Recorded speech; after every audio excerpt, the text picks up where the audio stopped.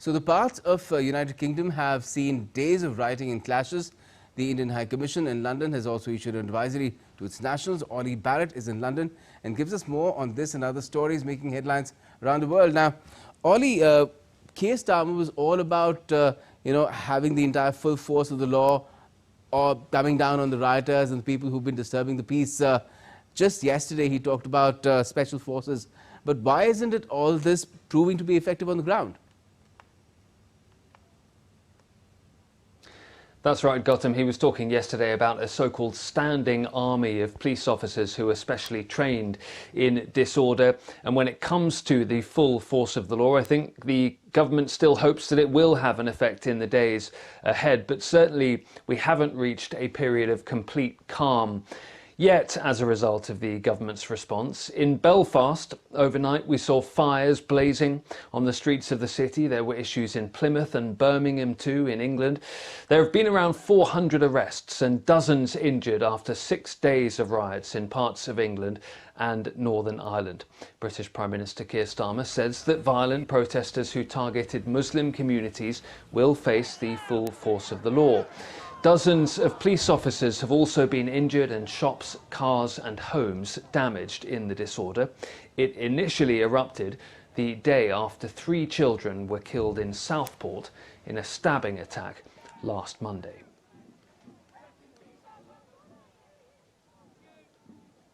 Meanwhile, the UK Prime Minister Keir Starmer has been meeting with the Sultan of Oman, Haitham bin Tariq Al Saeed.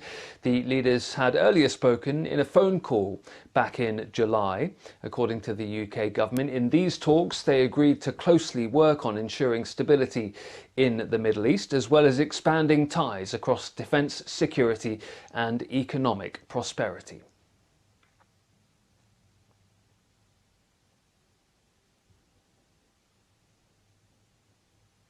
A United Nations investigation has found that 9 employees from its main humanitarian agency in Gaza may have been involved in the October the 7th attack. They no longer work at the agency. The United Nations Relief and Works Agency has 13,000 staff members in Gaza. The investigation was launched in January after Israel accused some UNRWA employees of participating in the attack that left over 1,200 people dead in Israel. Some of the 9 were fired in January. Others were fired after new allegations were made this spring, according to a spokesperson for the UN Relief and Works Agency. Israel's military says UNRWA has hit a new level of low. Many governments, including top donor the United States, had suspended funding to the agency after the allegations. US President Joe Biden and Vice President Kamala Harris have been briefed by their national security team on developments in West Asia, including threats posed by Iran and its proxies to American service personnel.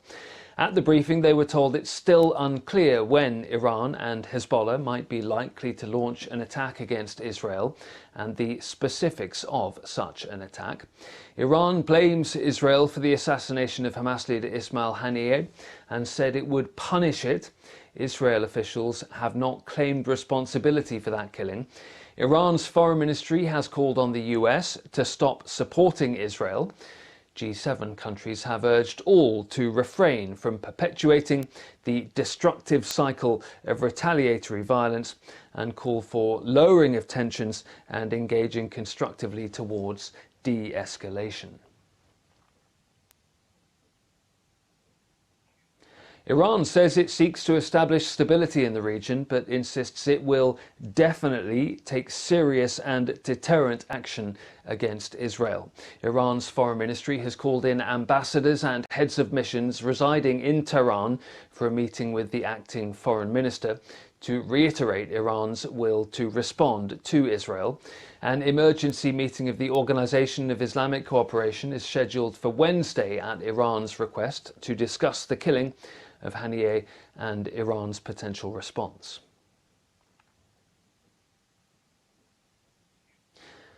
The Lebanese armed group Hezbollah has said it launched a swarm of attack drones against military targets in northern Israel on Tuesday. Sources say that that was not the group's retaliation for the killing of the Hezbollah commander Fuad Shukr in Beirut last week.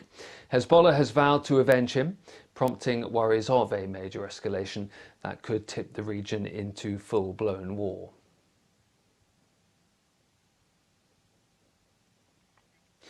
And several countries, including the United States, the UK, France and South Korea, have issued advisories and evacuation orders urging citizens to leave Lebanon immediately. South Korea's foreign ministry strongly advises its nationals in Lebanon and Israel to leave as soon as possible. They will also issue a ban on its citizens travelling to border areas of Israel and Lebanon starting from Wednesday. Delta Airline has announced that it will suspend all flights from New York City to Tel Aviv for the remainder of August, extending a previous suspension that began last week. Germany's Lufthansa Group also says its carriers will be avoiding Iranian and Iraqi airspace through August the 7th. The group includes carriers such as Swiss International Airlines, Austrian Airlines and Eurowings, and it says that all flights to Tel Aviv, Tehran and Beirut have been suspended up to and including August the 12th.